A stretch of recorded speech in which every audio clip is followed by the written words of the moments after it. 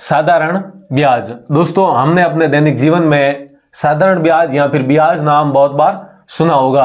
तो आज के इस वीडियो में हम सीखेंगे कि साधारण ब्याज को कैसे निकाला जाता है या फिर कैसे ज्ञात किया जाता है। तो ये सब सीखने के लिए इस वीडियो को पूरा जरूर देखिएगा। दोस्तों मैंने आपके सामने सवाल लिखा है, इसी सवाल के माध्यम से हम सीखेंगे कि किसी भी धनराशि पर साधारण ब्याज कैसे निकाला जाता है। तो यहाँ पर आप देख सकते हैं सवाल क्या है।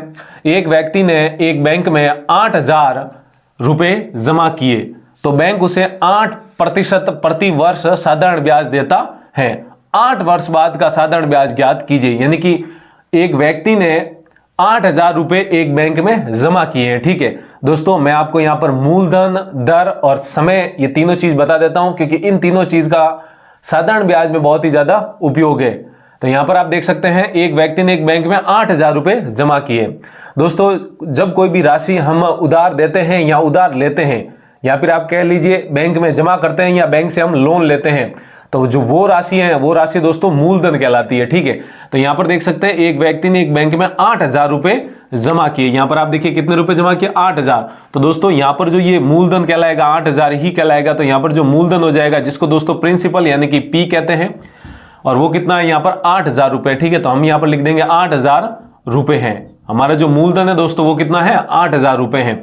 अब यहां पर देखिए अगली लाइन पढ़ी है, तो बैंक उसे 8% प्रति वर्ष साधारण ब्याज देता है। दोस्तों हमने जो राशि जमा की है बैंक में, हमारा जो मूलधन पर है वो 8% प्रति वर्ष हमें साधारण ब्याज देता है। अब दोस्तों ये ब्याज क्या होता है, तो यहां पर आप ध्यान से समझिएगा। मूलधन हमारा 8,000 रुपए, हमने बैंक में कितने रुपए जमा किए दोस्तों 8,000। तो ये 8,000 जो रुपए हैं ये दोस्तों हमारे हैं, हमने बैंक में जमा किए हैं। तो हमारा जो धन है वो बैंक के पास है।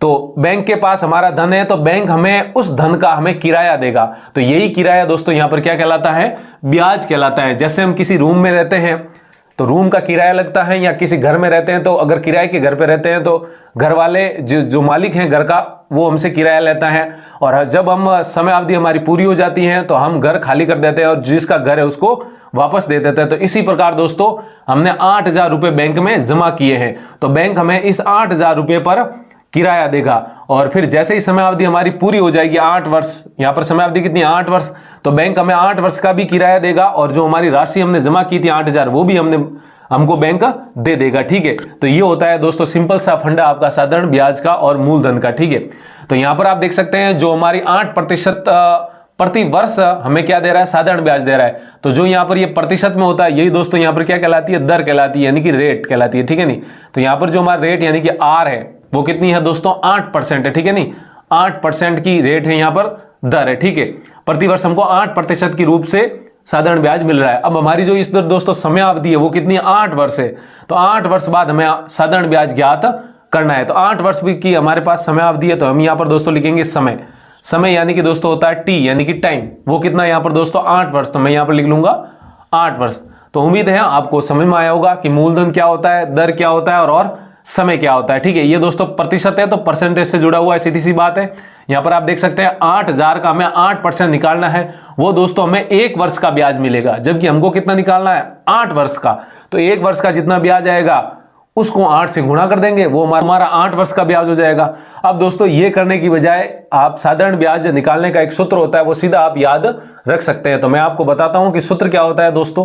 देखिए साधारण ब्याज निकालने का जो सूत्र होता है वो मैं आपको बता देता हूं। तो यहां पर लिखेंगे साधारण ब्याज। ठीक है, साधारण ब्याज कह दो या फिर आप ब्याज कह दो। ये साधारण ब्याज निकालने का जो सूत्र होता है वो दोस्तों क्या होता है, साधारण ब्याज को दोस्तों अंग्रेजी में सिंपल इंटरेस्ट कहते हैं, इसलिए इसको शॉर्ट में दोस्तों एसआई भी कहते हैं। ठीक है, तो जो एसआई निकालने का सूत्र होता है साधारण ब्याज निकालने का, वो दोस्तों होता है मूलधन, मैं छोटा मूलधन लिख रहा हूं, मूलधन गुणा दर गुणा दोस्तों क्या होता है समय, और बटा में दोस्तों क्या लगाते हैं यहाँ पर 100 लगा देते हैं। ठीक है, ये दोस्तों साधारण ब्याज यानी कि एसआई निकालने का सूत्र होता है मूलधन गुणा दर गुणा समय गुणा बटा में 100। मूलधन दर समय को गुणा करना है और बटा में 100 लगाना है।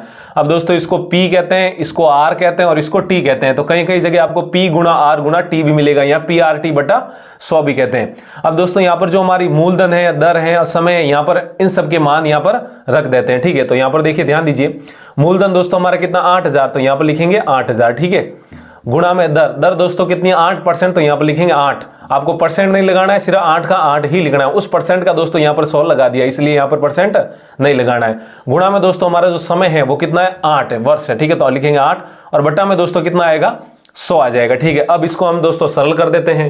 हम इसको सरल करते हैं तो ध्यान दीजिए क्या आता है, ये 0 से ये 2 जीरो कट जाएंगे, 8 को 8 से गुणा करेंगे दोस्तों कितना आएगा 64, और फिर 64 को इस 8 से गुणा करेंगे तो कितना आ जाएगा दोस्तों 512 आ जाएगा। कितना आ जाएगा 512, और पीछे ये एक 0 है तो ये हो जाएगा हमारा 0। अब ये जो दोस्तों आया यही हमारा क्या है, यहाँ पर साधारण ब्याज है, रुपयों में है तो यहाँ पर लिखेंगे रुपए, ठीक है नहीं। तो यहाँ पर जो हमारा साधारण ब्याज आया है वो कितना आया 5120 रुपए आया है। तो इस तरह दोस्तों आपको साधारण ब्याज निकालना है जब भी आपको मूलधन, दर और समय दिया जाता है। तो आई होप आपको यह समझ में आया होगा कि साधारण ब्याज कैसे ज्ञात किया जाता है। यदि समझ में आए तो वीडियो को लाइक, और अभी तक चैनल को सब्सक्राइब नहीं किया है तो वीडियो के नीचे वाला जो लाल बटन है वो दोस्तों दबा दीजिए। तो आज के लिए इतना ही रखते हैं, जल्दी मिलते हैं हम एक ऐसे ही और बेसिक वीडियो के साथ। तब तक के लिए आप पढ़ते रहिए, मस्त रहिए और हंसते रहिए।